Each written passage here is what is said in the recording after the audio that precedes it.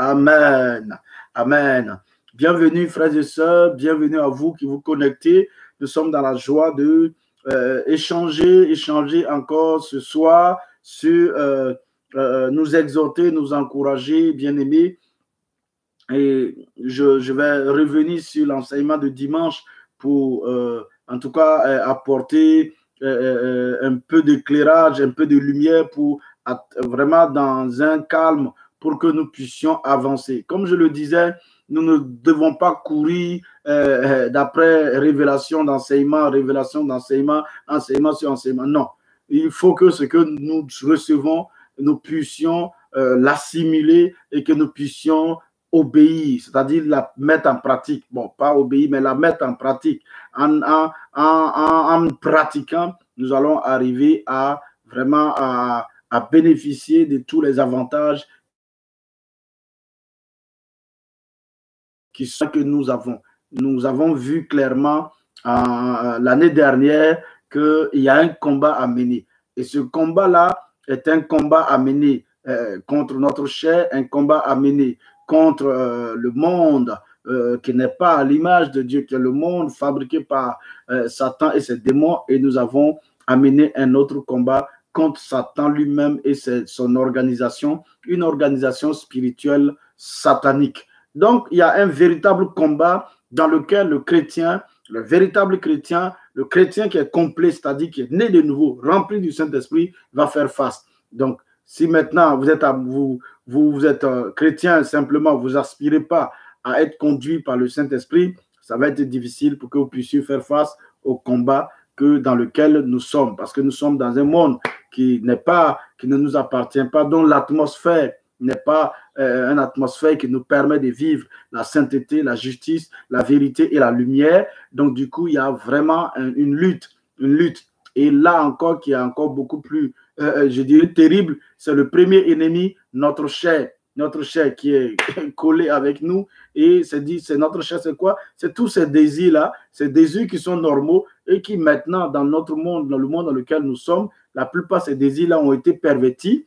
Et nous ferons face à ces désirs pervertis-là et qui deviennent comme des oppressions qui veulent s'imposer en nous. Ce sont des désirs qui viennent de nous. Vous vous levez un matin, vous êtes étonné de voir que vous avez des désirs pervers. Vous êtes enfant de Dieu, né de nouveau. Vous êtes rempli du Saint-Esprit et vous avez des désirs pervers. Vous avez des envies qui vraiment vous-même, des envies inavouables que vous ne pouvez même pas partager avec quelqu'un. Et il y a tout ça, et ça devient des luttes. Et beaucoup d'entre nous, on a fait des frais d'échecs, des frais de défaite à maintes fois. Certains sont découragés, ils nagent dedans. D'autres, vraiment, ils pleurent, ils sont dedans, mais pour eux, il n'y a pas d'issue. Mais le Seigneur nous a fait grâce, vous et moi, de savoir qu'il ne nous a pas sauvés pour nous laisser encore aller demeurer dans la boue, mais que la nature d'enfant de Dieu qu'il nous a donnée, sa nature à lui, qu'il nous a communiqué, cette vie éternelle qu'il nous a donnée en Jésus-Christ, son Fils, que nous avons reçue, oh bien-aimé, cette vie-là qui nous a recréé, qui nous a fait passer de la mort à la vie, cette vie éternelle que nous avons reçue nous donne la capacité de faire face au monde des ténèbres et de vaincre par la foi. Et donc, à cause de ça, Dieu, sachant que ce combat-là est rude, ne nous laissera pas seuls pour le mener. De la même manière, le premier fils, Jésus-Christ de Nazareth, qui a marché sur cette terre, n'a pas vaincu tout seul, n'a pas affronté le monde tout seul, n'a pas affronté Satan et tout sa horde démoniaque tout seul. Il l'a fait avec l'aide du Saint-Esprit de Dieu. Oh, moi, je me réjouis du Seigneur et de ce qu'il est bon. Vraiment, notre Père, il est bon. Il y a des fois, je m'en voulais. Parce que quand j'écoutais les prédicateurs, certains prédicateurs, je ne pouvais pas m'en sortir. J'étais tout le temps condamné. Tu es chrétien, ça fait combien d'années? Tu ne peux pas avoir la victoire. On a dit, fais comme ça, j'ai fait. Fais ceci, j'ai fait. On dit maintenant, crucifie-toi. Je me suis crucifié. Il dit, non, tu as crucifié, main gauche, les deux pieds et la main droite n'est pas crucifiée. C'est pour cela. Mais c'était je ne sais plus comment m'en sortir. Mais quand nous sommes vraiment conscients de qui nous sommes devenus en Christ et que nous refusons de rester dans la défaite, c'est-à-dire au-dedans de nous, nous savons que nous sommes des enfants de Dieu, des enfants de lumière, des enfants de la vérité, des enfants de puissance et que des enfants de succès et que nous ne voyons pas cela ou bien nous voyons cela de temps en temps, nous ne sommes pas satisfaits et nous aspirons, nous désirons, nous recherchons à vivre conformément à notre nature d'enfant de Dieu. Alors Dieu nous fait grâce. Par son Esprit Saint, il nous enseigne, il nous montre la voie. Et nous nous rendons compte que tout va tourner autour de l'œuvre merveilleuse du Saint-Esprit. Tout va tourner autour de l'œuvre merveilleuse du Saint-Esprit en nous et au travers de nous. Si nous le reconnaissons et nous le laissons faire son œuvre en nous, oh mon ami, il va nous amener, il va faire sortir tout ce qui est en nous, entassé, emmagasiné dans notre chair et qui est un obstacle à cette marche avec Dieu là. Et il va nous amener à connaître notre Père et à connaître ce qu'il veut pour nous, c'est-à-dire sa volonté. Et il va nous amener à l'exécuter avec son aide, avec puissance. Alléluia. Oh, merci Seigneur. Merci de nous avoir donné le Saint-Esprit. Et merci de nous l'avoir donné pour rester avec nous éternellement. Et merci de ce qu'il est venu habiter en nous.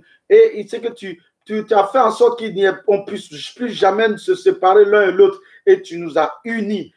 L'esprit de ton esprit et mon esprit a été uni à jamais. L'esprit de mon frère, de ma soeur qui a cru en Jésus-Christ, Père, tu as fait qu'ils soient unis à jamais. Et maintenant, tu nous as amenés dans cette expérience, oui, de la plénitude du Saint-Esprit. Ceux qui ne l'ont pas encore expérimenté, Père, tu les amènes dans cette expérience-là afin de pouvoir marcher dans la victoire. Donc, bien-aimés frères et sœurs,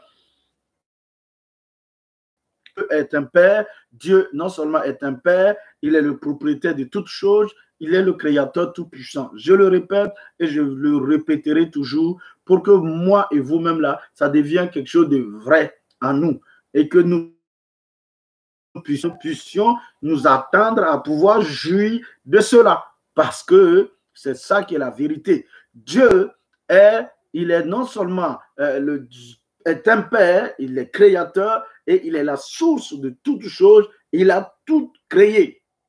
C'est lui qui a tout créé. Il a créé cela par le Fils, c'est vrai, pour le Fils. Mais dans un moment, il a confié la gestion d'une partie de l'univers qu'il a créé là, la terre, à l'homme, c'est-à-dire à l'homme masculin et à l'homme féminin. Donc, ces deux êtres-là devaient être unis et maintenant se multiplier, assujettir la terre, dominer tout ce qui était là et en tout cas répandre la vie de Dieu, répandre la vie de Dieu. Mais ça n'a pas été ainsi. Ça ne s'est pas passé comme ça. Mais maintenant, malheureusement, l'homme et sa femme et ses enfants vont être assujettis au royaume des ténèbres, à des forces et qui vont créer pas mal de situations difficiles.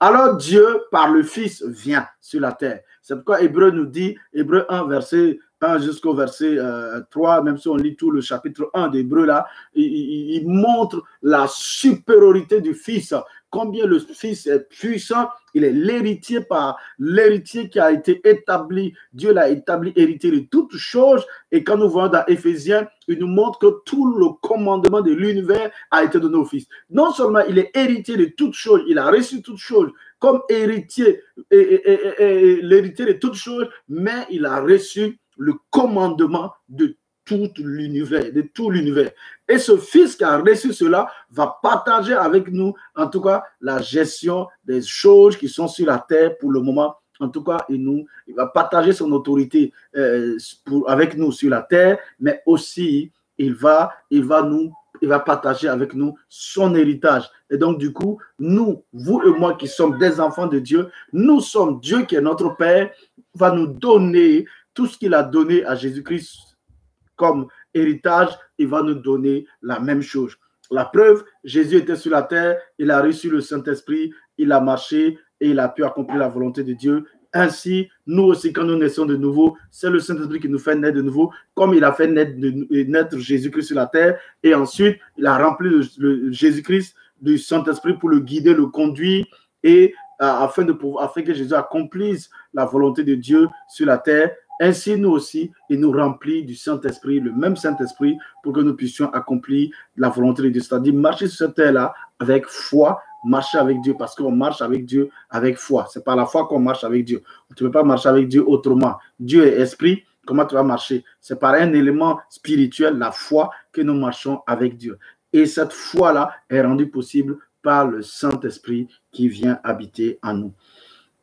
Donc, bien-aimés frères et sœurs, je rends grâce à Dieu de ce que Dieu nous a permis de pouvoir regarder toutes ces choses-là ensemble et que nous avons découvert que notre Dieu est grand, il est puissant, il est propriétaire de toutes choses, et il est celui qui a tout créé et que toutes choses ont été remises maintenant à Jésus-Christ, notre Seigneur, qui a partagé avec nous. Maintenant, nous voyons que si nous ne possédons pas les choses, si nous ne les vivons pas, si nous sommes remplis de doutes et d'incrédulité, c'est parce que en dedans de nous, nous ne connaissons pas bien notre Père, nous ne le connaissons pas bien et nous ne connaissons pas sa volonté. Et ainsi, nous vivons malheureux, nous vivons esclaves, nous vivons dans la défaite, nous vivons dans la peur, dans les inquiétudes, parce que nous ne connaissons pas notre Père, nous ne connaissons pas ce qu'il nous a donné. Et même quand on les connaît intellectuellement, on ne les a pas expérimentés, parce que ce n'est pas par la force humaine, ce n'est pas par la capacité humaine qu'on expérimente ce que le Père nous a donné, que ça devient réalité. C'est par le Saint-Esprit, bien-aimés frères et sœurs. C'est pourquoi j'ai dit il faut vraiment revenir à ce qui est essentiel là, revenir à notre relation avec le Saint-Esprit. Tant que nous ne revenons pas et nous ne rétablissons pas la bonne relation avec le Saint-Esprit, mon ami, nous sommes en train de nous perdre. Nous sommes en train de nous perdre. Tout ce que nous sommes en train de faire dans le christianisme là, pour obtenir quoi que ce soit, ou bien pour vivre de victorieux, ou posséder les choses, c'est de la tromperie. C'est de la tromperie. C'est de la tromperie, c'est de la capacité humaine, et la capacité humaine ne peut pas plaire à Dieu, ne peut pas satisfaire, ne peut pas obtenir les choses de la part de Dieu, ne peut rien faire qui puisse plaire à Dieu. J'ai dit, bien aimé, je vous encourage à ça. C'est le Saint-Esprit qui a donné la victoire à Jésus. C'est le Saint-Esprit qui a manifesté le règne de Dieu au travers de la vie de Jésus. Jésus n'a pas chassé les démons de par lui-même. Il a dit, si c'est par le Saint-Esprit que je chasse les démons, alors le royaume de Dieu est venu vers vous. C'est par le Saint-Esprit. Et quand il a fini de préparer les premiers disciples qui étaient autour de lui, il les a dit, vous êtes prêts. Je vous ai préparé à pécher des hommes. Je vous ai préparé, je vous ai formé, moi-même Jésus. Je vous ai formé à pécher les êtres humains. Vous allez les pécher et vous allez faire d'eux des enfants de Dieu et vous allez les enseigner tout ce que je vous ai prescrit là, qui a fait que vous pouvez pécher les hommes là, vivre une vie de victoire là, pour qu'eux aussi, ils puissent être des pécheurs d'hommes et vivre aussi une vie de victoire sur la terre, afin qu'au travers d'eux ou au travers de vous, les hommes et les puissants des ténèbres puissent voir la sagesse infiniment variée de Dieu. Alléluia. Alléluia, bien-aimés. Et les disciples ont dit, ah, donc c'est nous. Il dit, mais attendez. Si vous commencez comme ça, là, vous n'allez pas pouvoir. Attendez que le Saint-Esprit vienne. Donc, après toute cette formation, une formation parfaite, 3 ans et demi, Jésus dit, il n'y a plus rien à ajouter. Mais il est dit, maintenant, il y a quelque chose d'autre que je ne peux plus faire. Il faut que je m'en aille. J'ai fini ma part. Je vous ai donné tout ce qu'il fallait. Le reste que j'ai et que je vais vous donner là, vous ne pourrez pas les prendre. Vous ne pourrez pas les recevoir. Ces choses-là vont vous scandaliser. Vous allez même m'abandonner. Même les 12 là, ils disent, vous allez m'abandonner. Ça, c'est dans Jean 13. Et il dit Jean 16 à partir du verset 13. Et il dit, c'est que je veux vous enseigner maintenant. Jusqu'à maintenant, je vous ai enseigné jusqu'à ce point-là. Vous ne pouvez plus. Il faut que je m'en aille pour que le Saint-Esprit, l'aide par excellence, vienne auprès de chacun de vous.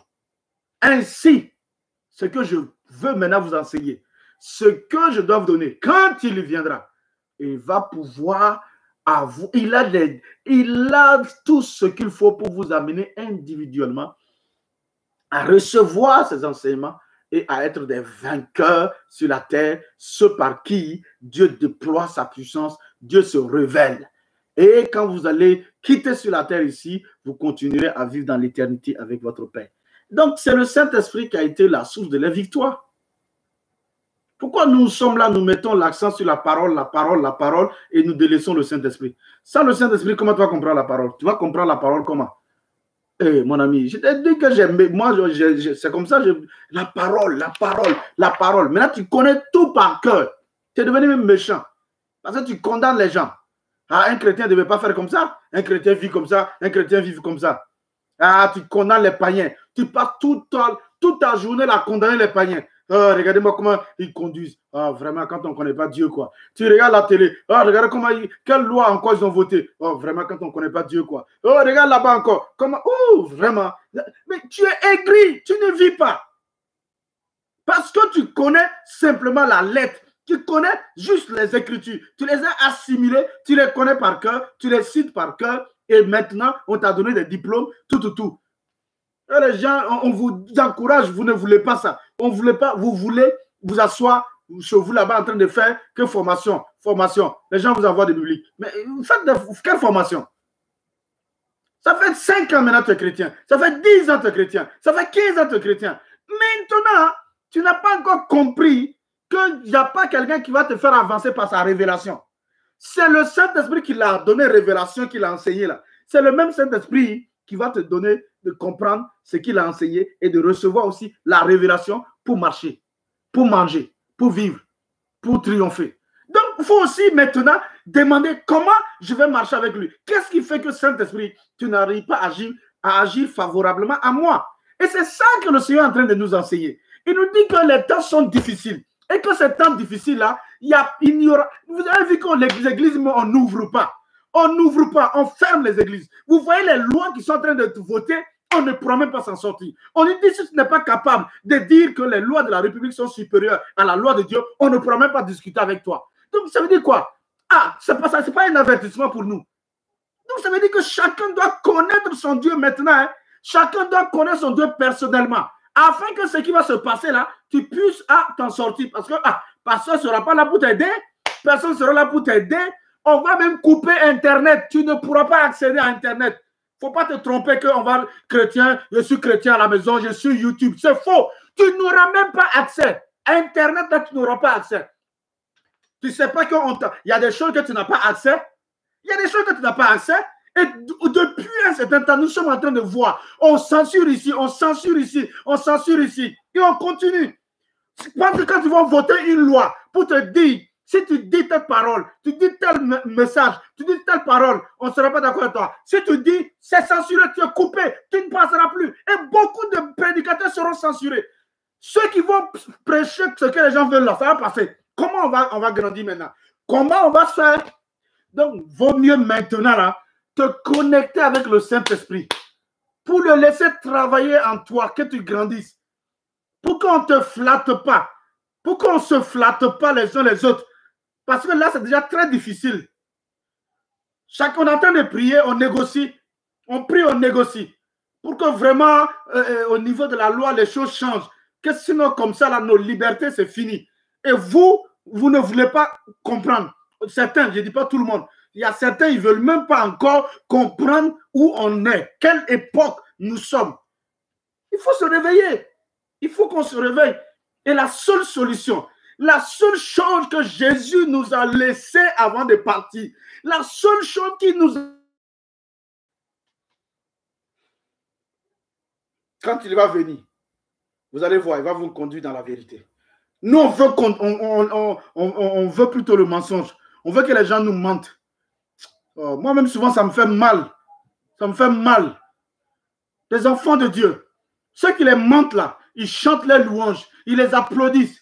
Ils viennent jeter les offrandes à leurs pieds. Ils marchent sur les offrandes. Et puis ils jettent les offrandes sur les pieds. Ils enlèvent les offrandes d'argent là comme ça. Ils comptent, ils mettent sur les fronts. Ils comptent, ils disent oui, continue, ment-nous. Faut nous mentir. Faut nous mentir. On aime ça. Les gens sont assis sur eux. Ils ouvrent les comptes bancaires. Ils envoient des offrandes. Wow, wow. Ils font des téléchargements même ils prennent crédit même pour envoyer. Parce qu'on les ment. La vérité, elle est là. Il faut que tu grandisses. Il faut que je grandisse. Il faut que je connaisse mon Père. Dieu là, mon Père là, il faut que je le connaisse. Oh, pour le connaître, il me dit qu'il m'a envoyé quelqu'un. Le Saint-Esprit. Même pour s'aimer les uns les autres là, sans lui, tu ne peux pas. Sans lui, tu ne peux pas. C'est lui qui déverse l'amour du Père en nous et qui nous donne de vivre comme Jésus a vécu.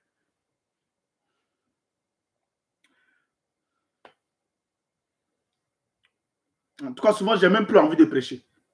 Je n'ai même plus envie de prêcher. J'ai dit, on a assez vu. Pratiquons ce que nous avons vu. Cherchons-le. Quand il dit de chercher le Saint-Esprit, je n'ai pas dit qu'il est perdu. Hein. Je n'ai pas dit qu'il n'est pas en moi. Ça veut dire qu'il faut que nous passons du temps. Il faut que nous disciplinons. Nous acceptons la discipline qui nous est imposée pour que nous puissions, pour qu'il puisse agir favorablement en nous. Il y a une vie de discipline. Le chrétien, il a une vie de discipline. Et c'est ce que nous sommes en train de voir depuis. Donc, nous avons vu qu'il est important de connaître notre Père et nous avons vu que par les Écritures, nous pouvons le connaître et à travers de ces Écritures, nous avons commencé à regarder et les quelques points, le peu de points que nous avons vus ensemble, nous avons vu que notre Père, là, il est bon, il est amour, il nous aime vraiment, il nous aime. Jésus dit, notre Père nous aime de tout son cœur. Il nous aime et il prend soin de nous. Donc, de bannir l'incrédulité, le doute et la peur et de notre cœur. Vraiment, notre Père est triste de ce qu'il voit que nous doutons de lui. Nous doutons du fait qu'il ne va pas prendre soin de nous. Il ne va pas veiller sur nous. Et il dit, mais de regarder les oiseaux du ciel qui n'ont aucune valeur aux yeux de notre Père. Les oiseaux du ciel qui n'ont aucune valeur aux yeux de rien. Ils n'ont aucune valeur aux yeux même des êtres humains. Si ce n'est pas simplement pour qu'ils les mettent dans une cage et puis les oiseaux se mettent à chanter cui dans les maisons, tout, ils leur donnent un peu de riz et puis les oiseaux, ils voltigent, ils chantent cui. Ils n'ont aucune valeur même aux yeux des êtres humains. Il dit, mais votre Père, il n'a pas dit le Père des oiseaux. Ah, il est leur créateur, il n'est pas leur Père. Mais toi et moi qui avons cru à la puissance du sang de Jésus qui nous a libérés du pouvoir des ténèbres. Oh, nous qui avons cru, Dieu nous a rendus capables de devenir ses enfants. Et nous qui sommes devenus ses enfants, il dit maintenant, il prend soin de nous. Donc, de bannir de notre cœur le doute, la peur, l'incrédulité et qui font que notre Père est triste de ce que nous le considérons comme un être méchant, un être qui peut tout, mais qui est méchant, qui ne donne pas à manger à ses enfants, qui ne prend pas soin de ses enfants. Il dit non, lui, il prend soin de nous, seulement il faut que nous marchions avec lui par la foi. Et pour ça, nous avons besoin de laisser le Saint-Esprit travailler en nous pour ôter toute forme de doute, toute forme d'incrédulité, toute forme d'ignorance de notre Père, toute forme d'inconstance en nous, de nous affermir, de nous bâtir pour que vraiment le Père nous donne la gestion des choses qu'il nous a en tout cas données par la grâce en Jésus-Christ. Amen. Donc, je vous dis que connaître notre Père était très bon, mais aussi il faut connaître sa volonté. C'est ça, là où c'est très important. Parce qu'il y a beaucoup de gens qui connaissent Père, ils connaissent le Père, mais mon ami, il faut connaître sa volonté. Il faut connaître sa volonté. Ou bien plutôt, il faut connaître ses volontés. Souvent, il y a une volonté générale. Il y a la volonté générale de Dieu qui est dans les Saintes Écritures, la volonté générale de Dieu pour tout le monde. Mais dans cette volonté générale, Dieu a une volonté, Dieu a eu des volontés pour chacun. Et c'est cette volonté pour chacun-là que le Saint-Esprit nous révèle. Il est venu pour nous les révéler et nous amener à obéir et à pratiquer cela. Donc, c'est lui-même. Même certains disent oui, mais la volonté de Dieu est dans les Écritures. Mais si la volonté de Dieu qui est dans les Écritures, là, c'est pour tout le monde. Si le Saint-Esprit ne te les éclaire pas pour toi, ce qui te concerne là, si c'est la volonté de Dieu pour tout le monde là, tu ne peux pas. Toi, il a dit aller dans le monde entier, gagner le monde. Toi, tu peux aller gagner le monde entier toi seul. Tu ne peux pas. Mais maintenant, quand tu commences à regarder ça et tu acceptes cette volonté générale et tu commences à prier par rapport à ça, le Saint-Esprit te dit, allez partout le monde entier pour gagner les gens là. Pour toi là, c'est à Évry. Pour toi là, c'est à Évry. Ton monde là, c'est à Évry. Ton Jérusalem ou ton Jérusalem ou ton Samarie ou ton extrémité du monde là, c'est Évry. Donc, tu es en paix. Tu sais que quand tu es à Évry là, le Père va se manifester. Le Père va te conduire. Et puis, tu es en paix. Tu ne cherches pas à aller à Taïwan pour gagner les gens. Non. Donc, il faut connaître. Connaître la volonté de notre Père.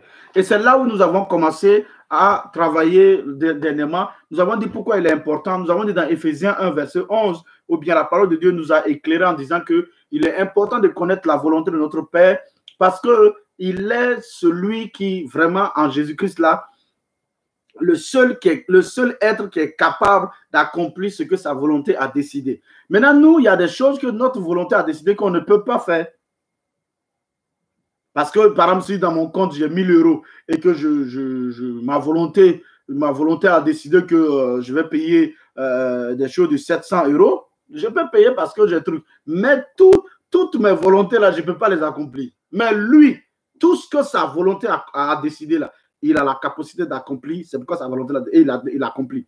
Donc, comme sa volonté a décidé, il a mis pour chacun de nous, il a sa volonté pour chacun de nous. Et si nous connaissons sa volonté pour chacun de nous, alors notre Père va accomplir cela pour nous. Et nous serons heureux, nous allons vivre heureux sur la terre. Nous allons vivre le succès, nous allons réussir.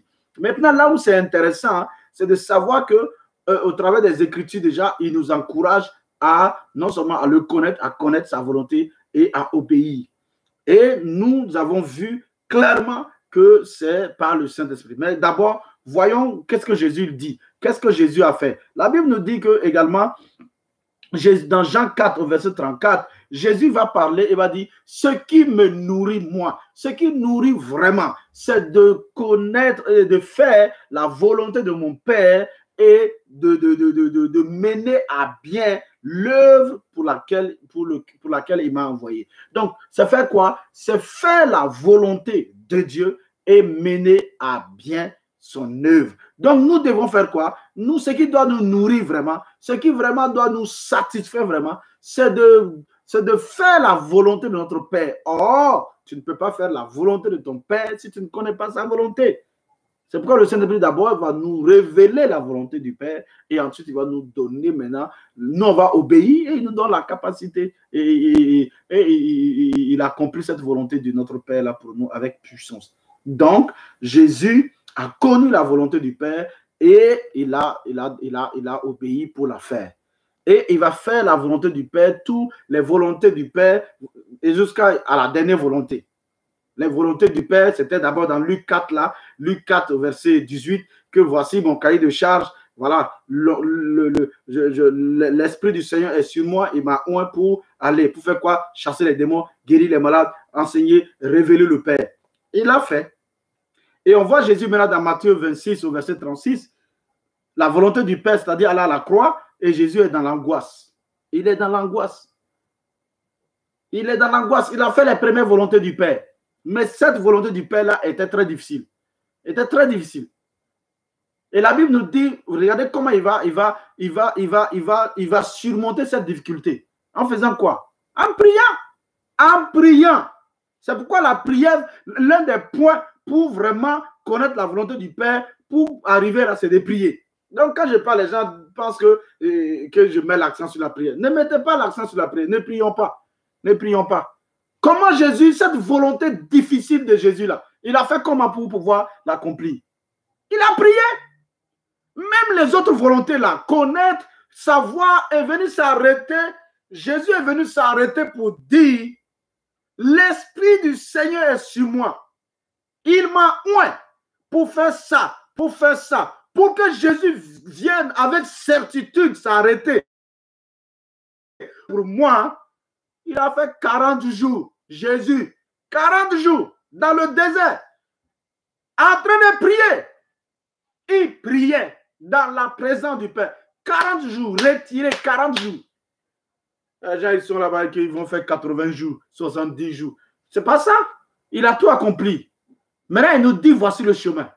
Le Saint-Esprit va venir, il va vous conduire. Maintenant, vous, laissez-vous conduire. Si nous ne nous laissons pas conduire, on ne pourra pas faire les mêmes choses que Jésus a fait. On ne pourra pas faire les mêmes œuvres.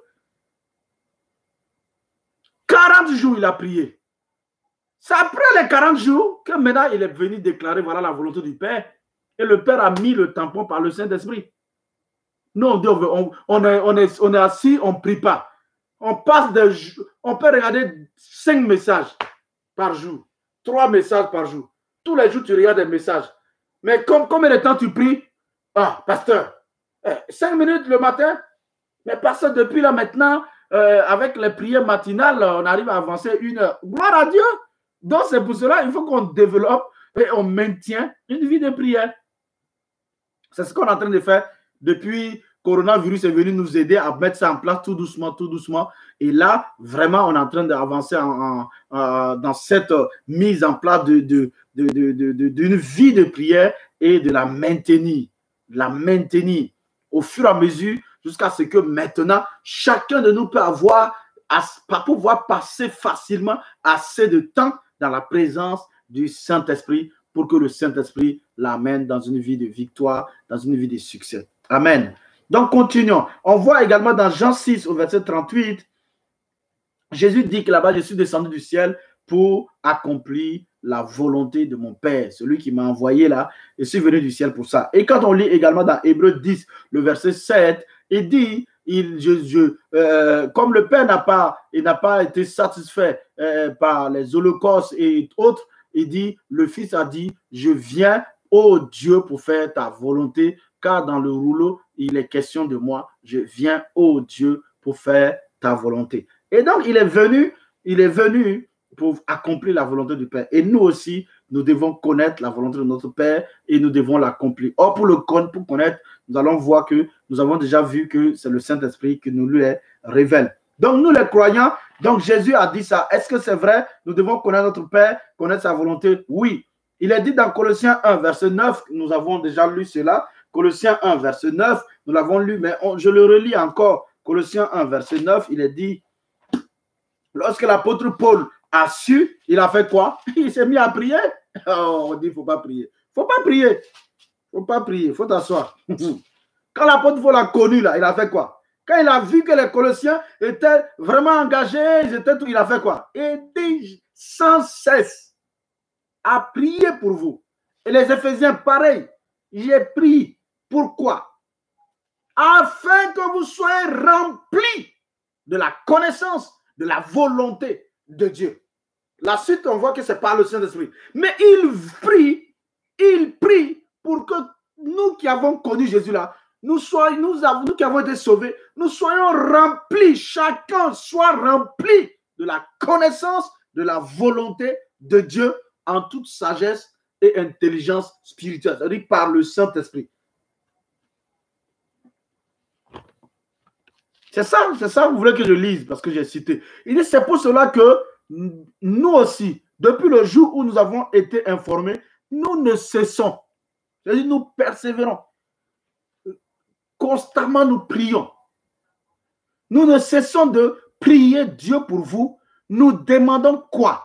Que vous soyez remplis de la connaissance de la volonté de Dieu en toute sagesse et intelligence spirituelle. Vous pourrez lire le 10 et le 11 ajouté, mais voici déjà la preuve que nous aussi, nous devons connaître la volonté de Dieu et être remplis de cette connaissance. Cherchez rien d'autre qu'à accomplir cela.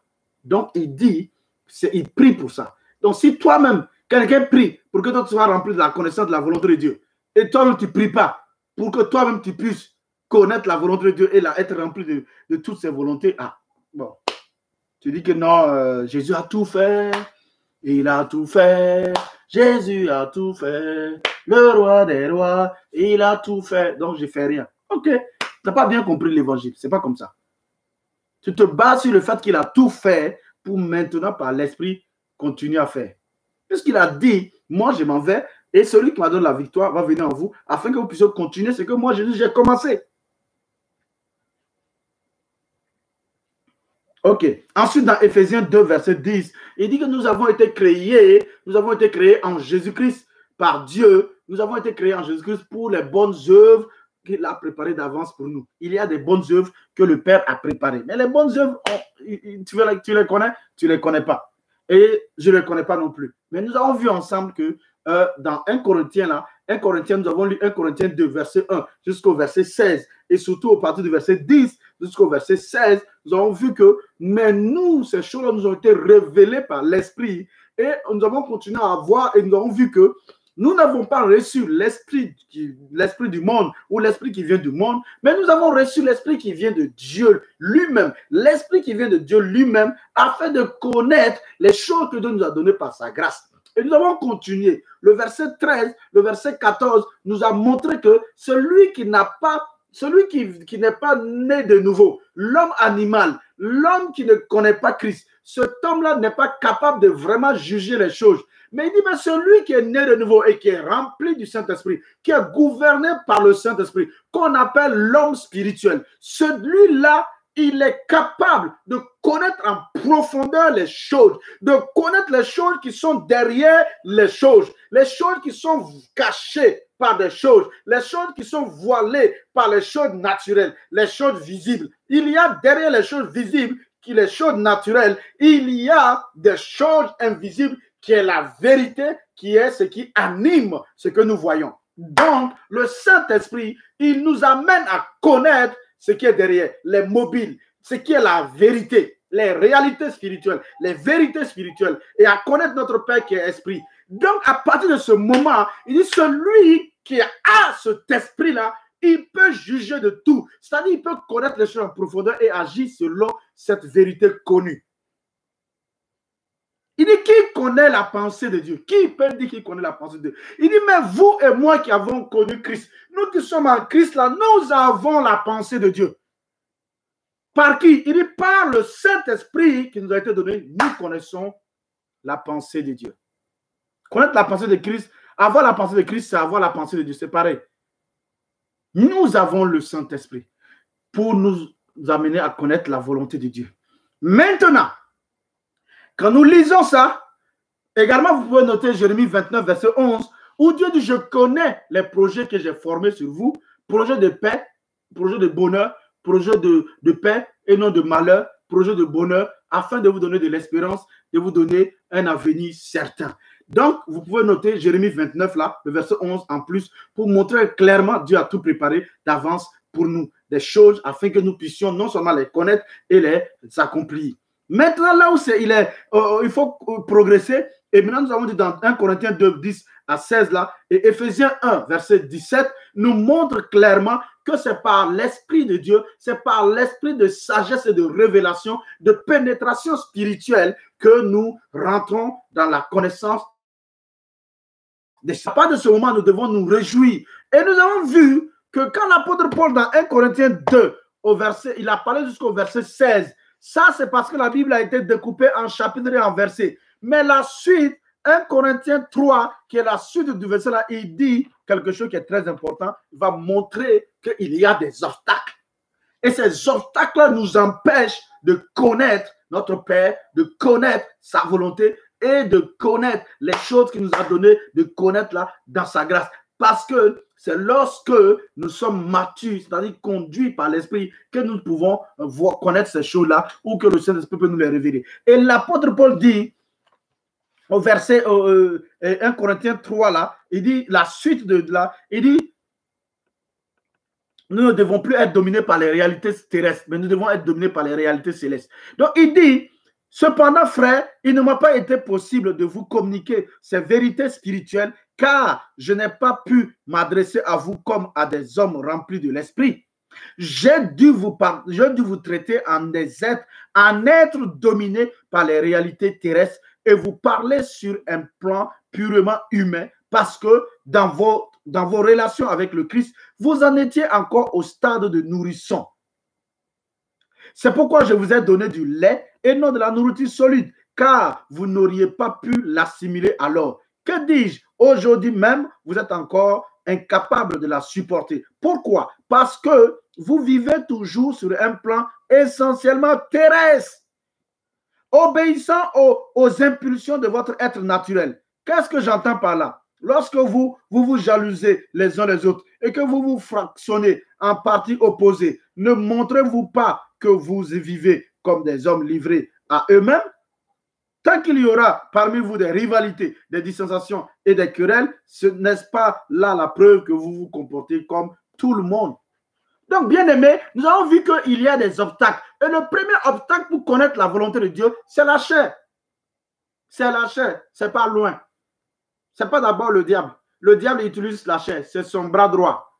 Donc, Dieu nous donne les solutions par rapport à la chair. Et nous nous rendons compte que c'est encore le Saint-Esprit qui nous donne de pouvoir vraiment nous dominer, contrôler nos faiblesses. Les faiblesses qui sont dans notre chair. Donc, il nous a donné quelqu'un pour nous aider. C'est vraiment une aide, une personnalité d'un aide de très précieux. Il s'appelle l'aide par excellence. L'aide en tout, l'aide en tout, l'aide en tout. Et donc, bien aimés frères et sœurs, nous avons vu, si vous notez le passage, c'est long, mais je ne le lis pas, mais vous le notez, Galates 5, 19, vous allez voir les œuvres de la chair. Là, on ne parle pas des païens, on parle des chrétiens ici. Les Galates étaient chrétiens. Vous qui lisez, vous êtes des chrétiens. Moi, je suis chrétien. Ça s'adresse à nous. Quand on dit les œuvres de la chair, ce n'est pas les œuvres des païens. On parle des œuvres de la chair du chrétien, remplis même du Saint-Esprit. Parce que les Galates là, étaient d'abord remplis du Saint-Esprit, tout. Ils ont vécu des expériences exaltantes, de grandes bénédictions. Et ils se sont levés un jour, ils ont tout laissé. Ils ont dit maintenant, on va faire des hôtels, on va faire des quoi. On va vivre par la chair, on va vivre selon la loi. Voilà, c'est ça, les Galates là. C'était des chrétiens. C'est la vie de la chair. Et Galates, il lui dit, mais Galates est insensé. Vous avez commencé par l'esprit et vous voulez terminer par la chair. Il dit, qui vous a ensorcelé? Les gens qui disent le Saint-Esprit, laissez le Saint-Esprit. Si vous laissez le Saint-Esprit, c'est de la sorcellerie. Le gars là vient de vous envoûter. Il vient de vous envoûter. Il vient de vous envoûter pour vous envoyer vraiment dans la défaite. Et le Seigneur nous aime, il nous dit de travailler à notre relation avec le Saint-Esprit. De travailler à une relation, de nous discipliner et de lui laisser agir profondément en nous et au travers de nous. Ensuite, nous avons donc Galates 5, 19, 1 Corinthiens 3, verset 1 à 5 là, et nous voyons également dans Galates 4, verset 1, il dit aussi longtemps que l'héritier est un enfant, aussi longtemps que rien d'un esclave.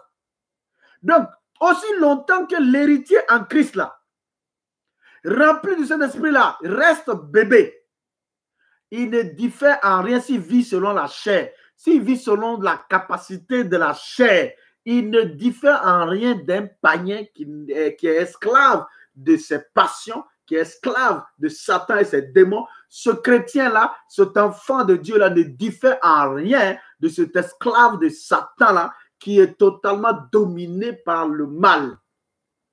Donc, ça veut dire que tu vas vivre comme lui. Je vais vivre comme lui. Les choses qui le passionnent vont me passionner. Les choses qui le font tomber vont me faire tomber. Les choses qui le rendent malade vont me rendre malade parce que je suis enfant et aussi longtemps que je vais rester enfant, je vais vivre ça. Je vivrai dans l'échec, je vivrai dans la pauvreté, je vivrai dans le dénuement, dans la honte. Moi, je ne veux pas ça pour moi. Je ne veux pas ça pour toi. Je sais que toi aussi, tu ne veux pas ça. Dis amen avec moi. Nous, on quitte là-bas. Nous, on n'est pas dedans. Nous, on va marcher dans la victoire. Nous, on possède les choses que Dieu nous a données dans sa grâce. Par le Saint-Esprit qui est en nous.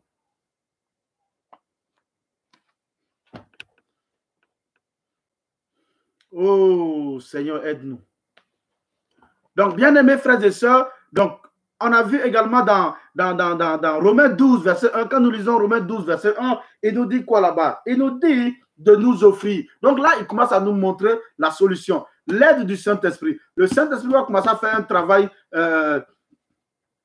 travail merveilleux d'aide. C'est d'abord de reconnaître que notre chair là doit être offerte. Offert à qui? Au Saint-Esprit. Il faut lui offrir notre chair. Il faut nous offrir tout ce qui est en nous de façon orgueilleuse. Toutes ces choses-là qui disent que nous, on est quelqu'un, tu es qui? Tu n'es rien. Laisse le Saint-Esprit travailler, frère. Laisse le Saint-Esprit travailler. Accepte l'humilité-là. C'est ça qui est la norme pour les enfants de Dieu. La norme pour les enfants de Dieu, là, c'est l'humilité. C'est pas je suis quelque chose, je suis quelque chose. Je marche avec puissance, j'accomplis les miracles, mon ami, tu n'accomplis rien. C'est le Saint-Esprit qui accomplit les miracles, c'est celui qui manifeste la puissance. Laisse-lui t'amener dans une vie d'humilité. Laisse-lui te dépouiller des œuvres de la chair. Laisse-lui te dépouiller de ces œuvres-là qui t'empêchent de vivre par la foi, d'être agréable à Dieu. Laisse-lui te dépouiller de cette vie-là. Si tu le laisses faire, tu seras vainqueur et tu vas voir la puissance t'accompagner. Tu vas voir les trucs, tout ce qui est la bénédiction financière et tout t'accompagner. Donc, c'est ce que je veux. Et moi, je dis, alléluia, merci de m'éclairer, Seigneur, et merci d'éclairer mes frères et mes sœurs, car nous marchons ensemble pour posséder les choses que tu nous as données dans ta grâce. Il dit d'offrir tout votre être tout entier. Il faut offrir. Maintenant, il nous encourage également le passage qui suit de Romains 8, verset 1. Et nous avons vu que dans Romains 8, verset 1, dans lui second, il nous dit directement, il n'y a plus de condamnation pour ceux qui sont en Jésus-Christ. Et quand vous restez là, c'est pas vrai. C'est pas vrai. C'est pas tout le verset comme ça. Si vous êtes en Christ et vous mentez, il y aura condamnation. Oh. Si vous êtes en Christ et vous volez, vous serez condamné. Si vous êtes en Christ et vous commettez adultère, vous serez condamné. Si vous êtes en Christ et je sais pas, vous insultez les gens, vous mentez, vous faites des choses qui sont horribles, les choses que les autres qui ne connaissent pas Christ font et que l'ennemi les maltraite, le diable les maltraite. Si vous faites ça aussi, il va vous maltraiter. Si nous faisons ça, il va nous maltraiter. Si nous sommes en Christ et nous vivons dans l'impureté, il va nous maltraiter. Je vous dis ça en connaissance de cause. Je vous dis ça, pas quelqu'un qui m'a soufflé. Je vous le dis parce que moi-même, je connais ça. Ah, tu es en Christ et tu vis dans le péché. Mon ami, tu seras condamné. Tu n'auras pas de victoire. Tu n'iras nulle part. Donc alors, le Saint-Esprit, la Bible, le verset dit quoi? Il dit, il n'y a plus de condamnation pour ceux qui sont en Jésus-Christ, virgule, qui marchent non selon la chair, mais qui selon l'esprit. C'est-à-dire qu'il n'y a plus de condamnation pour ceux qui sont en Jésus-Christ, qui marchent selon l'esprit et non selon la chair. Si tu marches selon la chair et que tu es en Christ, mais tu vas être condamné. Mais si tu es en Christ et que tu marches, conduit, dominé, contrôlé par le Saint-Esprit, tu ne peux pas être condamné. C'est pourquoi c'est ce que nous avons vu dans 1 Corinthiens 2 là, qui dit que celui qui est gouverné par le Saint-Esprit là, il juge de tout et personne ne peut le juger. C'est-à-dire personne ne peut le condamner. C'est tout à fait normal, c'est logique et clair. Les deux versets se donnent la même chose. Et même la suite, là, quand on lit dans Romains 8, là, verset 2, quand on lit le verset 2, là, il dit quoi maintenant? Il explique. Il dit parce que la loi de l'esprit de vie, parce que tu marches selon l'esprit, tu marches par le Saint-Esprit, tu marches selon l'esprit. Il dit alors, la loi de l'esprit de vie qui est en Jésus-Christ, là, c'est elle qui t'a affranchi de la loi du péché et de la loi du péché et de la mort qui te conduit à la condamnation et à la mort. C'est tellement logique. La suite est claire. C'est clair et net. Et quand nous continuons au verset 8 de Romains 8, il dit car celui qui marche selon la chair, là, il ne peut pas être agréable à Dieu. Je vais lire parce que je ne lis pas totalement là. On dit mais pasteur là, il cite comme ça là. Est-ce qu'il dit la vérité? Ouvrez, c'est le temps, à cause du temps. On n'a pas assez de temps, sinon vous savez que je préfère lire avec vous-même pour que nous puissions lire ensemble. Romains 8, verset 8 là. Romains 8, verset 8.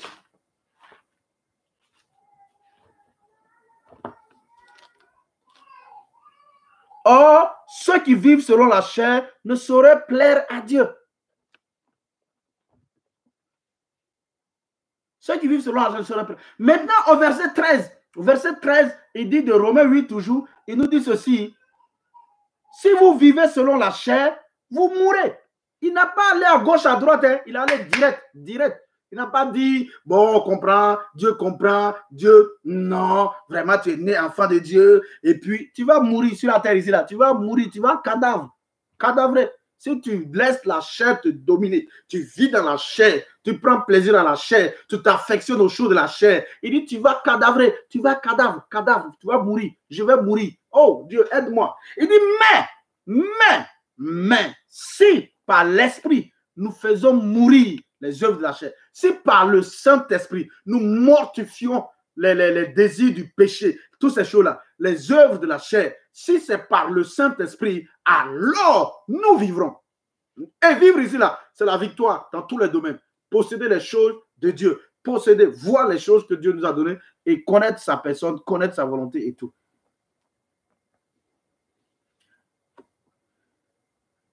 Il dit, mais si par l'esprit, vous faites mourir les œuvres, les actions du corps ou bien les œuvres de la chair, vous vivrez.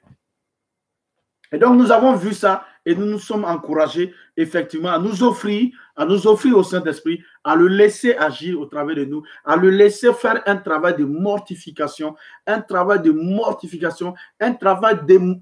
d'émondage. Et nous avons continué, nous avons vu qu'il a ses méthodes, de travail. Et l'un de ces méthodes de travail, c'est ce que nous avons vu dans Romains 8, verset 26 là, et le verset 27, c'est le travail merveilleux du Saint-Esprit, un travail qui lui permet de nous venir en aide dans ces faiblesses-là, qui sont les faiblesses causées par la chair, les faiblesses que nous avons dans la chair. Ça peut être des faiblesses physiques, ça peut être des faiblesses mentales. Et ces deux faiblesses-là, faiblesse physique, faiblesse mentale, vont nous empêcher de connaître la volonté de notre Père, de connaître les réalités spirituelles, de vivre les œuvres, les bonnes choses que Dieu nous a données. Alors, le Saint-Esprit va nous aider et il dit, voici comment il nous aide. Il nous aide lorsque nous prions et surtout lorsque nous utilisons un langage de prière qu'on appelle la prière en langue. Pour ceux qui sont remplis du Saint-Esprit, ils savent de quoi je parle. Mais vous qui n'êtes pas remplis du Saint-Esprit et que nous sommes ensemble, je vous dis, louez le Seigneur seulement. Réjouissez-vous de là où vous êtes là, avec confiance même là. Vous pouvez être remplis sans qu'on commence les jours de prière pour que tous vraiment soient remplis du Saint-Esprit, manifestant ce premier don-là, qui est un don qui permet qu'on voit qu'on est rempli du Saint-Esprit. Certains disent non, même moi-même je sais. J'ai dit oui, quand tu as le Saint-Esprit, tu peux avoir le Saint-Esprit sans parler en langue. Je ne dis pas non. Avoir le Saint-Esprit, être rempli du Saint-Esprit, c'est deux choses. Avoir le Saint-Esprit, puisque tu as fait naître, il est en toi, il est avec toi. Sinon, tu n'appartiens pas à Christ. Mais rempli du Saint-Esprit, ce n'est pas pareil. Non. Quand les disciples sont devenus enfants de Dieu, on l'a vu, il n'y a pas de problème. Quand vous devenez enfant de Dieu, tout le monde sait que vous êtes devenu chrétien. Je ne parle pas de ceux qui se cachent, ils disent qu'ils sont chrétiens puis ils se cachent. Non, je ne parle pas d'eux. Sinon, quand vous devenez chrétien, tout le monde sait que vous êtes devenu chrétien parce que votre vie a changé. Votre vie a changé. Tout le monde, vous ne pouvez pas cacher. Mais on dit, ah, tu as changé. Ah, tu es devenu bizarre. Qu'est-ce qu'il y a? Tu dis non. Quand tu dis fièrement, je suis devenu chrétien. On dit, ça veut dire quoi ça? Je suis devenu chrétien. Qui a lavé ta tête comme ça? Tu allais te faire laver la tête. On a fait le lavage de cerveau. Toi, tu ne comprends rien. Tu dis non, je suis devenu vraiment, je ne fais plus ça, je fais plus comme ça. Vraiment, je suis dans la joie. Dieu a changé ma vie. On dit, lui, on a lavé sa tête. Donc, tout le monde voit que tu es né de nouveau. Tout le monde voit que tu es devenu enfant de Dieu. Quand tu es rempli du Saint-Esprit aussi, tout le monde voit. On doit voir que tu es rempli du Saint-Esprit. Qu'est-ce qui fait qu'on voit? On voit qu'il y a quelque chose qui permet qu'on voit que aussi tu es rempli du Saint-Esprit. Le jour de la Pentecôte, quand ils ont été remplis du Saint-Esprit, les gens ont vu, non? Ils parlaient une autre langue. Oh. Je connais, quand ils ont été remplis du Saint-Esprit, on a vu. En Samarie, quand Pierre et Jean ont été envoyés, quand ils ont été remplis du Saint-Esprit, on a vu qu'ils étaient remplis du Saint-Esprit. Simon le magicien m'a vu. Il a vu que, quand on impose la main aux gens, ils reçoivent le Saint-Esprit. Comment il a vu, comment il a su s'il n'y avait pas eu quelque chose d'extérieur qui se manifestait et qu'il a su qu'ils ont reçu le Saint-Esprit. Jusqu'à a donné l'argent à Pierre et puis Jean. Il dit, tenez, imposez-moi la main. Imposez la main. afin que j'ai le pouvoir de donner le Saint-Esprit à quiconque je vais l'imposer la main. Il a vu, ça se voit. Donc, ne vous culpabilisez pas en disant « Ah, je n'ai pas reçu le Saint-Esprit ». Et nous aussi, souvent, pour encourager les gens, on dit « Non, tu es rempli, tu es rempli ». Tu as le Saint-Esprit. Mais cette plénitude, cette expérience-là, quand tu la vis, non, ça se voit. Toi-même, tu vois. Donc, et c'est le signe qui nous permet de voir ça, c'est le baptême, le parler en langue. Et en disant ça, nous rentrons dans cette prière-là. Et nous avons vu dans Romains 12 au verset, et Romains 8 au verset 26 et 27 là, il a dit là-bas, de même aussi, l'Esprit nous aide dans nos faiblesses, car nous ne savons pas ce qu'il nous convient de demander dans nos prières. Mais l'Esprit lui-même intercède par des soupirs inexprimables. Donc, quand on met l'Esprit intercède par des soupirs inexprimables, les gens disent non, mais cet Esprit prie pour moi, il intercède pour moi. C'est pas vrai. Ça, vous le faites, vous enlevez le verset de son contexte et vous le faites dire ce que la Bible n'a pas dit. Premièrement, il nous dit qu'il vient nous aider dans nos faiblesses. Il nous aide. Quelqu'un qui t'aide ne fait pas la chose à ta place. Tu fais, il t'aide. Tu soulèves, tu n'arrives pas à soulever la chose. Moi, je viens t'aider à soulever. Si je viens faire la chose à ta place, je ne t'aide pas. Je fais le travail à ta place, pour toi. C'est différent. Mais si je viens t'aider, ça veut dire que toi, tu as commencé, mais tu n'as pas assez de force pour arriver. Tu es limité, tu es handicapé, tu es bloqué. Tu ne peux pas tout seul. Et je viens, moi je suis plus fort. Je t'aide et tu arrives. C'est ce travail-là qu'il fait. C'est pourquoi la prière là est importante. Moi, je me mets à prier et surtout en particulier le langage de prière qui m'a été donné en passant du temps. Et lui, par ses soupirs inexprimables, par ses soupirs, par ses gémissements et par cette prière cohérente, limpide en langue, il m'édifie, il me purge, il nettoie, il fait sortir, il émonde toutes ces choses-là de la chair, il les maintient mortifiés, maintient la chair mortifiée, sans force. Et ainsi, nous vivons la victoire. Et nous avons vu que la faiblesse ici, quand on met faiblesse ici et on laisse le mot faiblesse, on ne saisit pas vraiment le travail qu'il fait au travers de la prière en langue. Et c'est pourquoi nous avons remis le mot grec. Et quand nous avons mis le mot grec, et nous avons regardé les significations qui sortent, les gens ont choisi faiblesse là seulement. Et ils ont mis là-bas. Et ça nous empêche de bien comprendre. Maintenant, nous avons vu qu'en mettant le mot grec et en regardant les autres explications de ce mot, nous avons vu que ce n'est pas seulement faiblesse. Nous avons dit qu'il nous aide dans nos faiblesses. Et nous avons vu qu'il nous aide aussi également dans notre fragilité. Il nous aide dans notre fragilité. Pas pour que nous restions fragiles, non. Pour que nous sortons de la fragilité. Pour que nous contrôlons l'état de fragilité pour devenir forts. Ensuite, il nous aide dans nos infirmités. Infirmités comme faiblesse également. Donc, ça veut dire que tu es dans une infirmité, une maladie qui est devenue chronique. C'est ce qu'on appelle infirmité. Une maladie qui est là, qui dure et qui ne part pas. Une maladie qui t'a handicapé, qui t'a rendu infirme, qui a dénaturé certaines parties de ton corps. Il va t'aider à faire disparaître l'infirmité. Alléluia. Et te permettre d'être en bonne santé. Il est là. Nous, on veut que les grands hommes de Dieu viennent nous imposer la main. Mais il commence à travailler avec lui, à le laisser travailler, jusqu'à détacher l'esprit de l'infirmité. S'il y a un esprit, il le met dehors et puis il dégage l'infirmité. Il recrée l'organe. Mais avec ton accord et avec ton accord, il t'aide. Il ne va pas faire ça à ta place. Nous avons vu également que les maladies pareilles. Pareil, les maladies, ils nous aident dans notre maladie. Donc, c'est-à-dire, ils nous aident à guérir. Ils nous aident à sortir de la maladie et à obtenir la guérison. Par quoi? En nous soutenant, en nous aidant, en priant. Vraiment, s'il dit c'est comme ça, si Dieu l'a donné et qu'il fait comme ça, pourquoi toi et moi, on va décider autrement? Et on veut qu'il vienne là-bas pour faire, mon ami, il ne viendra pas. Il ne viendra pas faire ce que nous voulons. Ou les mensonges des gens. Toi et moi, on lit, c'est vrai, c'est écrit comme ça. L'autre partie, il dit quoi? Maintenant, par rapport à tout ce qui est et mental, à tout, il dit il nous aide, tout ce qui est manque de force et de capacités nécessaires. Donc, les manques de force et de capacités nécessaires pour faire quoi? Pour comprendre une chose. Les capacités nécessaires et les forces qui te manquent pour comprendre une chose, il va t'aider à avoir ces capacités nécessaires-là, ces forces nécessaires pour comprendre la chose. Ensuite, il dit le manque de force et de capacités nécessaires pour faire des grandes et glorieuses choses. Qui ne veut pas faire des grandes et glorieuses choses? Si tu nous me suis actuellement et que tu ne veux pas faire des grandes et glorieuses choses, il faut écrire. Il faut dire, moi, je ne veux pas. Et puis, nous, on va prier pour toi, on va intercéder parce qu'on va savoir que tu as un gros problème. Mais chacun de vous et moi, nous voulons faire de grandes et glorieuses choses. Mais nous manquons de force et de capacités nécessaires pour accomplir ces grandes et glorieuses choses. Alors, il va nous aider à enlever l'incapacité et le manque de force et nous donner d'accomplir, d'avoir la force nécessaire, la capacité nécessaire et d'accomplir de grandes et de glorieuses choses. Je reçois.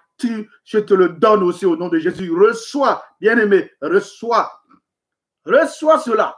Que cette grâce du Saint-Esprit qui est en toi là t'amène à prendre possession de toutes les forces et de toutes les capacités nécessaires afin d'accomplir de grandes et glorieuses choses, puisque ton Père, il est grand, il est glorieux.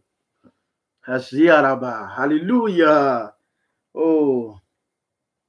Il dit le manque de force et de capacités nécessaires pour contenir les désirs malsains. Vous voyez, les désirs malsains, les désirs malsains, les désirs impurs, les désirs impurs, les désirs bizarres, des affections bizarres, des colères bizarres, des éruptions de colère bizarres, des manques de pardon, toutes ces choses-là, il va nous donner la capacité, il va nous donner la force pour mettre au dehors ces désirs malsains, ces affections bizarres, ces choses-là, et il va nous donner de vivre d'une manière pure, sainte, juste, vraie, enfant de lumière.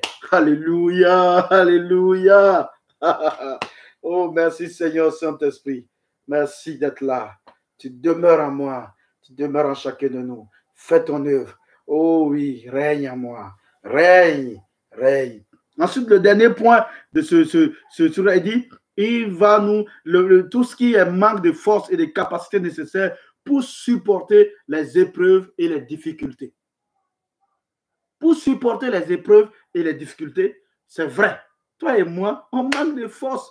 Et regarde la plupart dans vos services là, tout ce que vous vivez. Et donc, à cause de ça, Dieu nous l'a donné et il va nous donner les forces nécessaires, les capacités nécessaires pour maintenant faire quoi? Pour pouvoir, en tout cas, supporter les difficultés, avoir la victoire sur ces difficultés, les dominer et aussi les épreuves pour les renverser et vivre en harmonie. Alors, bien-aimés, pourquoi ne pas prier en langue? Pourquoi laisser les gens dire, ah, tu comprends ce que tu pries là? Tu comprends? Toi, ton langage là, toi, tu as prié en langue là, et n'est pas comme les autres là. Ne prie plus. Ou bien, ah, vous êtes fou. Oui. Surtout quand on est seul, il faut prier beaucoup en langue. Prier beaucoup en langue. Passer du temps quand on est seul. C'est pourquoi, comme ce n'est pas facile, depuis 2020, nous avons commencé à travailler tout doucement ensemble avec des petits groupes pour arriver à une habitude de la prière et la maintenir.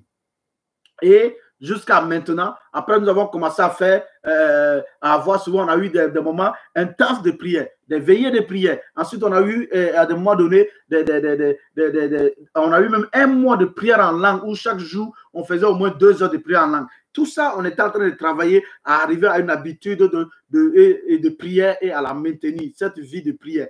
Et en novembre, on a accéléré en ayant 2-3 jours de jeûne et prière dans le mois. Et on a continué. Bien aimé, regardez comment le Seigneur nous a conduits jusqu'à là. Et nous continuons. Et à la fin de ce mois-là, nous avons gardé les 3 premiers jours, lundi, mardi, mercredi, pour, en tout cas, sans jeûne, mais chaque matin, 5h, 6h, certains 6h, 7h, pour continuer à garder l'habitude de prière et de la maintenir, cette vie de prière-là, en petit groupe, pour continuer à pouvoir, parce que cela, ce n'est pas facile. Seul, ce n'est pas facile. Il y a ceux qui arrivent déjà, gloire à Dieu. Mais moi, en tant que pasteur, Dieu me dit, il faut aller avec tout le monde. Il faut travailler avec tout le monde. Sinon, je pourrais aller m'enfermer dans un monastère et puis je fais mon truc et puis j'avance. Non, Dieu dit, hey, toi, on ne t'a pas appelé à ça. Toi, on t'a appelé à prendre tout le groupe, à travailler et à avancer avec eux. Donc, on a commencé à faire comme ça. Jusqu'à janvier, on a fait 40 jours. 40 jours là, c'était tous les jours. 5 h, 6 h, on se lève. Et puis, certains même ont ajouté les après-midi, les soirs. Et ensuite, les vendredis, on priait. On priait, souvent des petits mini-veillées. Et quand on a fini les 40 jours, on continue. Lundi, mardi, mercredi, dans les petites cellules.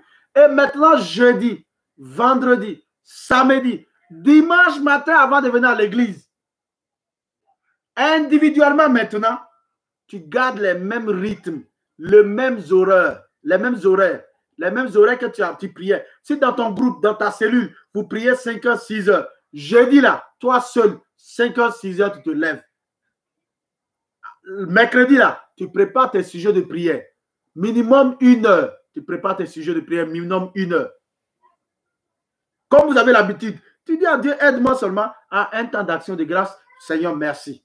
Un temps de confession pour me rassurer sur la puissance du sang de Jésus-Christ. Ensuite, merci. Donc, j'ai fait ça 10 minutes. Il faut noter comme ça. Moi, c'est comme ça que j'ai appris à prier. 10 minutes. 10 minutes pour confesser. Ah, je vais prendre quelques chants. Chaque point, j'ai 10 minutes pour rendre grâce à Dieu. Rendre grâce à Dieu pour la nuit. Rendre grâce à Dieu pour le pays, notre pays. Rendre grâce à Dieu pour le gouvernement. Rendre grâce à Dieu pour la journée qu'il m'a donnée. Vraiment remercier le Seigneur. Ensuite, rendre grâce pour le... Et je prends un cantique de remerciement. Après encore, je rends grâce pour la puissance du sang de Jésus, parce que c'est par ça, je me rappelle que c'est par ça que je suis devenu enfant de Dieu. Rendre grâce, le louer, rendre grâce à Dieu, parce que c'est mon Père, il est mon Père, et je me tiens dans sa présence, sans culpabilité. Je suis juste, et tout, je le remercie, mais je me le rappelle. Si je veux, j'ajoute les passages bibliques, et je ouvre la Bible, je lis ces passages-là en plus. Ça me permet, ça me fortifie. Après encore, je peux prendre un cantique sur la puissance du sang de Jésus. Et après, je demande au Seigneur de me remplir par son esprit et de me conduire dans la prière. Et après, maintenant, tous ceux qui sont remplis du Saint-Esprit, après avoir fait ça là, les 45 minutes qui restent là, ou bien les 40 minutes qui restent là, priez en langue. Priez en langue. Jeudi, tu fais comme ça. Vendredi, tu fais comme ça. Samedi, tu fais comme ça. Dimanche, tu fais comme ça. Ça ne fait rien. Il faut continuer seulement. Il dit que quand tu pries en langue là, tu lui permets d'œuvrer. Tu lui permets de mettre au dehors toutes les faiblesses et les limites. Et tu vas voir, ta guérison va poindre. Ta guérison va poindre. Tu vas voir, l'infirmité va partir. Tu vas voir, oh, les faiblesses vont disparaître. Tu vas voir, Dieu va tu vas voir, il va révéler le Seigneur. Tu vas voir, les Écritures vont devenir vivantes pour toi. Tu vas voir, mais tu vas triompher. Tu vas voir, la pauvreté va disparaître. Oh, bien-aimé, bien-aimé, c'est ça, c'est cette vie-là que le Seigneur nous a appelés. Si vous lisez. Donc, il faut passer du temps avec lui. Il faut passer du temps à lui parler et à l'écouter. À lui parler et à l'écouter. À l'adorer, à prier en langue et à écouter. Passer du temps à le parler et à l'écouter. C'est vraiment, nous devons ça. Nous devons nous discipliner et accepter ça. Passer du temps. Donc, en développant une vie de prière, c'est seulement ça qui va nous amener. En développant cette vie de prière. Quand nous lisons 1 Thessaloniciens 5, verset 17, je termine par ces versets, notez-les, parce que même dimanche, je n'ai pas pu les voir, mais il faut que je les termine. Donnez-moi 5 minutes pour que je les termine. 1 Thessaloniciens 5, verset 17. Il est dit ici, je le lis, vous allez voir, 1 Thessaloniciens 5, 17 dans la parole vivante. 1 Thessaloniciens 5, verset 17, dans la parole vivante. Oh, merci Seigneur. La page là se colle. Il dit, ok. Il dit ceci, verset 17. Il dit que votre vie de prière ne se relâche point. Ne se relâche pas. Votre vie de prière. Donc, il nous parle d'une vie de prière. Quand on dit vie de prière, c'est une vie de prière. C'est pas, pasteur, j'ai assez prié maintenant. Non, on dit une vie de prière.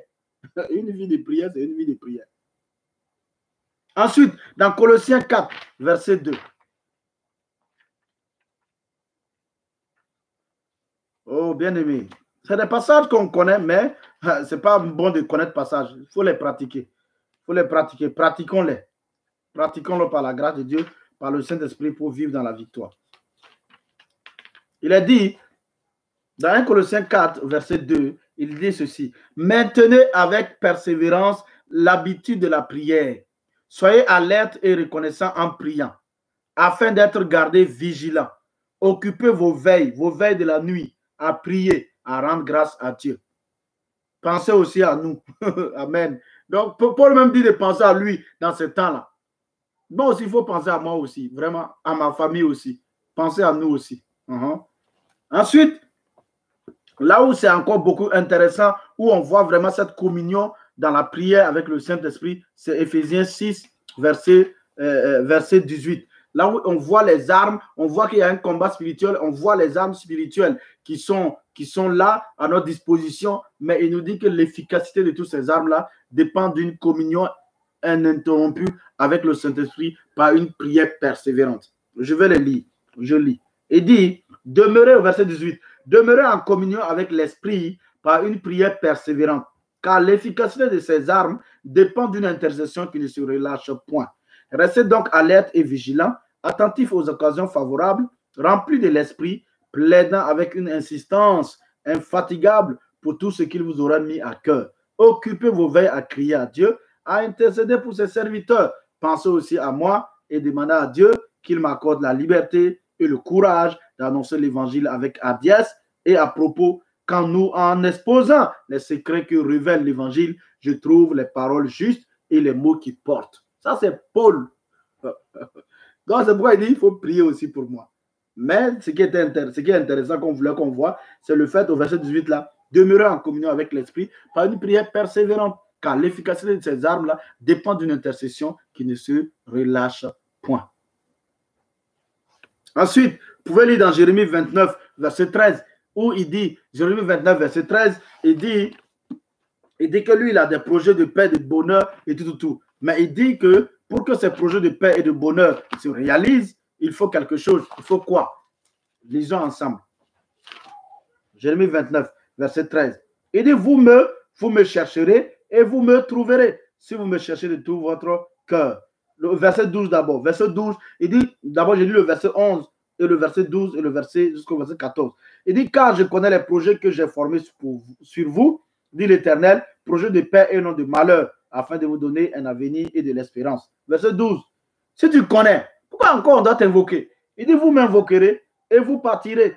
Vous me prierez et je vous exaucerai. On n'a plus besoin de te prier, de t'invoquer, puisque tu connais déjà les projets de paix que tu as pour nous et que tu les as formés pour qu'on ait un avenir de l'espérance. Et tu nous dis, quand ces 70 années-là vont arriver, et vous devez m'invoquer, vous devez me prier.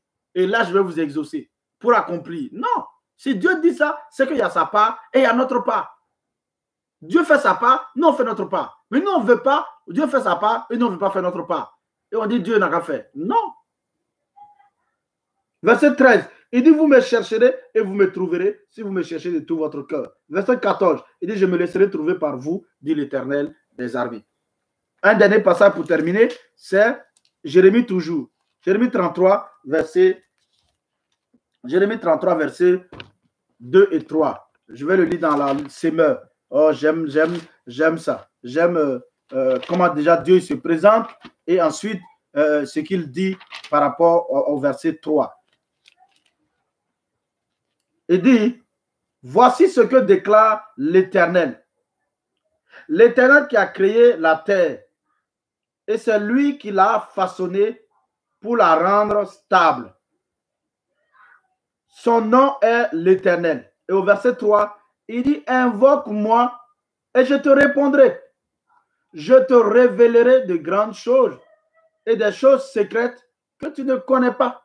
Et nous avons vu que ces choses secrètes qu'il a préparées pour nous, qu'on ne connaît pas, il nous les révèle par le Saint-Esprit. Le verset 2 là, quand on lit dans la parole de vie là, dans le verset 2 là, regardez comment il se présente avec la parole de vie là. Je vous lis, vous allez voir. Dans la parole de vie, il dit ceci, Jérémie 33, 33. Je ne l'avais pas préparé avec la parole de vie, c'est pourquoi je prends mon portable. Sinon, j'ai mes Bibles. Voilà. Donc, verset 2. Donc, il dit ceci. Voici, j'ai dit parole de vie. Parole de vie. Parole de vie. Donc, il dit, voici le message de celui qui réalise les événements. Oh, bien aimé. Voici le message de celui qui réalise les événements. De celui qui les prépare et les met en place. C'est le Seigneur, voilà son nom. Fais appel à moi et je te répondrai. Je te ferai connaître des grands secrets que tu ne connais pas. Alléluia. Alléluia. C'est lui qui fait quoi? Ton Père, celui qui réalise les événements, qui les prépare et les met en place. Alléluia. Pourquoi vous n'avez pas aimé Adonai Dieu, le Père de notre Seigneur Jésus-Christ, mon Père à moi, qui me conduit dans la victoire, qui nous conduit dans la victoire, et vous voulez que je prêche autre chose? Je ne vais pas prêcher autre chose. Ça ne nous nourrit pas. Ça ne vous nourrit pas. Ça ne me nourrit pas. Voilà ce qui nourrit. Bien-aimés, prions ensemble. Remercions le Seigneur. Louons-le pour sa bonté et sa fidélité. Père, nous voulons te remercier encore ce soir pour ta grâce que tu nous fais. Tu ne nous condamnes pas quand nous avons longtemps été assujettis aux œuvres de la chair, quand nous avons tourné en rond. Mais tu as vu notre sincérité, nos pleurs, nos larmes. Tu as vu que nous étions vraiment faibles. Et par notre faiblesse, nous péchions. Par notre faiblesse, nous faisions des choses qui n'étaient pas vraiment agréables et qui nous empêchaient de rentrer dans la victoire, qui nous empêchaient de te connaître, qui nous empêchaient, Seigneur, de prendre ces choses merveilleuses que tu as préparées pour nous. Mais tu nous as parlé en disant que ton esprit que tu nous as donné et qui demeure en nous doit faire un travail profond en nous et nous devons le laisser faire. C'est par l'esprit qu'on devient victorieux sur les œuvres de la chair. C'est par l'esprit que, Seigneur notre Dieu, nous ne serons pas condamnés. C'est par l'esprit, Seigneur notre Dieu, que nous pouvons prier par ce langage de prière. C'est pourquoi je te bénis et je te remercie. Merci de donner à tous ceux qui ne sont pas encore remplis et débordants de ton esprit par ce don merveilleux de parler en langue, d'aspirer et comble leur aspiration.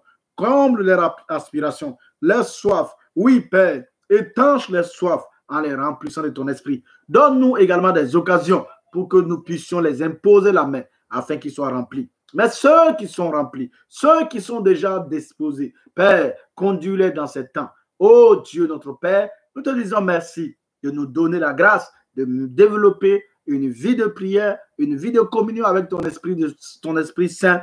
Oui, de passer du temps dans sa présence. Oui, d'apprendre à vraiment passer du temps avec lui, à le connaître ainsi et à le laisser nous conduire. Père, sois loué, sois béni au nom de Jésus. Amen. Amen. Bien-aimés, je vais m'arrêter là. Mais si vous voyez bien, vous allez voir que j'ai parlé des obstacles et j'ai parlé de la volonté de Dieu. Donc, dans un premier temps, nous cherchons à connaître la volonté de Dieu. Maintenant, au lieu que le Saint-Esprit nous révèle la volonté de Dieu, il va commencer à traiter nos faiblesses.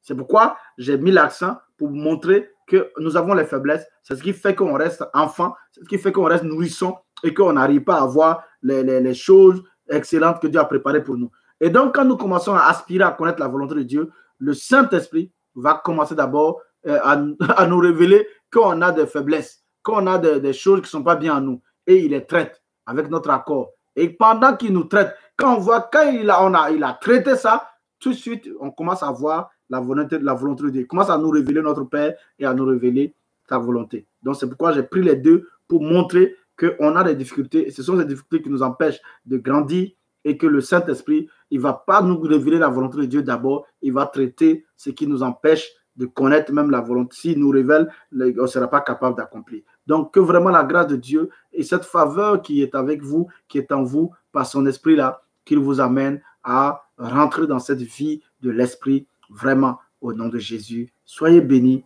Courage à vous. Amen. Amen. Amen. Amen.